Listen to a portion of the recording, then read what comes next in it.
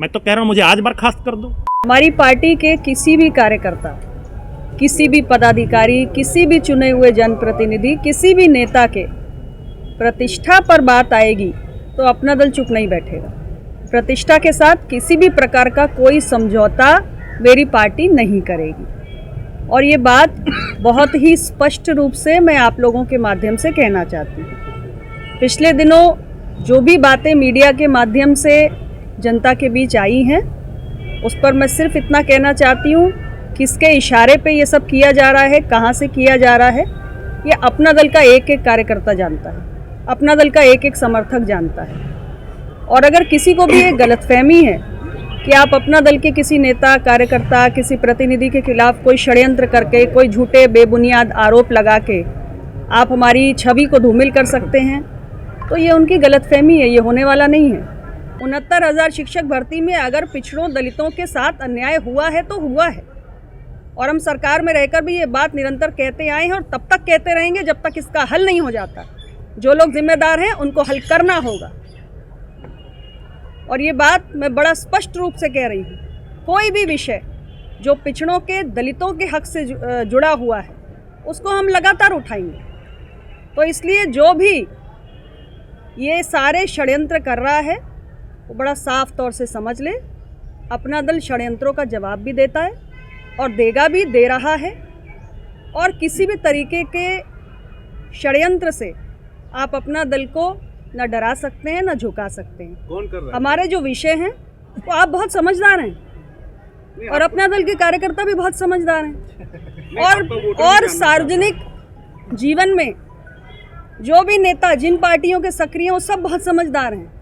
जो कर रहा है उसे भी पता है, जो देख रहा है, पढ़ रहा है, उसे भी पता है। हम सब बड़े समझदार लोग हैं।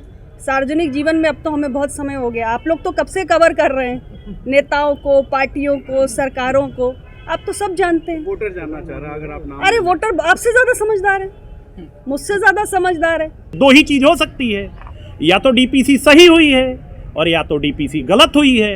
अगर डीपीसी सही हुई है तो उसका भी सूचना विभाग को स्पष्टीकरण जारी करना चाहिए। क्यों नहीं जारी कर रहा है सूचना विभाग स्पष्टीकरण? और गलत हुई है तो उसका भी स्पष्टीकरण जारी करे सूचना विभाग। हम लोग एनडीए के घटक दल हैं, हमें जहां जो विषय रखना होता रख दिए हैं।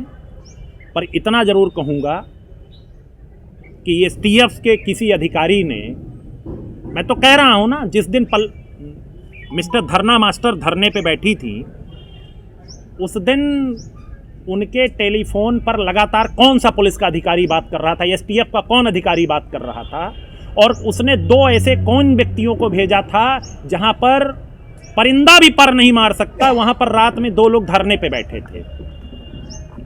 तो मेरा स्वाभाविक तौर पे एसटीएफ पे सवाल तो है ही है। और अगर एसटीएफ मेरे खिलाफ कुछ षड्यंत्र करेगी तो मैं तो जवाब दूंगा ही। खतरा भी है आपको एसटीएफ से? अरे खतरा, जब षड्यंत्र के आगे तो खतरा ही होता है। खतरा है उसके आगे, अब आप अपने शब्दों में, षड्यंत्र के आगे होता क्या है? मेरी सुरक्षा के लिए मुझे ZY और XXX श्रेणी नहीं चाहिए। मुझे तो मेरी सुरक्षा के लिए मेरे कार्यकर्ता पर्याप्त हैं। लेकिन मैं इतना बता दूं कि खतरा तो मुझे है ही है। सूचना विभाग स्पष्टीकरण क्यों नहीं जारी कर रहा है? क्योंकि मिस्टर शिशिर सिंह चाहते हैं कि वो और मंत्रियों का मान मर्दन करके उन्हें आनंद आता है, पर मैं मान मर्दन से दबने वाला नहीं हूं। कितने मंत्री रो रहे हैं, कभी उनके जाइए, सबके घर पे बैठिए, चाय पीजिए, अपना दर्द उड़ेल के रख देंगे। लेकिन उनकी कुछ मजबूरियां होंगी, बेचारे कुछ बोल नहीं रहे हैं। पर मेरी कौन सी मजबूरी है? मैं तो ठन गोपाल हूं, लेके चल दूंगा। डोर का और भी मंत्री पीड़ित हैं क्या इसमें? आप कह रहे हैं और भी लोग? ये तो आप पता कर लो, आप तो बैठते भी हो सबके साथ, आपको तो पता है कौन कौन पीड़ित है। मैं तो कह रहा हूं मुझे आज बर्खास्त कर दो। नहीं, इस्तीफे का विकल्प भी तो। इस्तीफा डरपोक देते हैं, बर्खास्त करिए। यहाँ तक नौबत पहुंच। आपने पूछा, मैंने नहीं कहा, मैंने अपने से नहीं कहा। इस्तीफा डरपोक देते हैं, जो गलत किए होते हैं वो देते हैं। लेकिन आपने सीबीआई जांच तक की बात कह दी। सीबीआई जांच इसलिए जिसने कुछ किया नहीं उसको डर क्यों? तो जांच न प्रभावित हो इसलिए मंत्रिमंडल भी छोड़ने की बात हो सकती है। मेरे नेता प्रधानमंत्री जी कह देंगे, छोड़ दूंगा। डीपीसी की है यम देवराज साहब ने। सुझाव मिले थे आपको? यम देवराज साहब ने पत्रावली मैंने मुख्यमंत्री कार्यालय भेजी है डीपीसी होने के बाद, और विभागों से हमने अभिमत लिया। जब सबसे ओके होके आया तो हमने डीपीसी किया। अच्छा, आप ही क्यों और डीपीसी की जिम्मेदारी मैं लेता हूं, क्योंकि मैं भागने वालों में से नहीं हूं।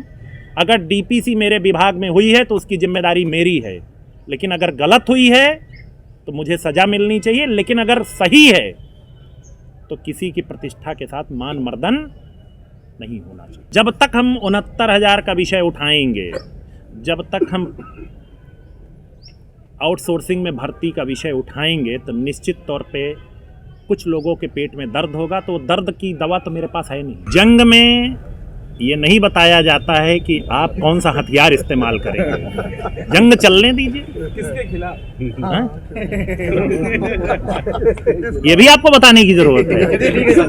वो घरेलू लड़ाई लड़ रही हैं या राजनीतिक लड़ाई लड़ रही, पहले ये तय कर लीजिए। अभी तो राजनीतिक ही है जो अभी जिस दिन वो चाबी और खिलौना बनने से बंद हो जाएंगी, उस दिन समझौता हो जाएगा।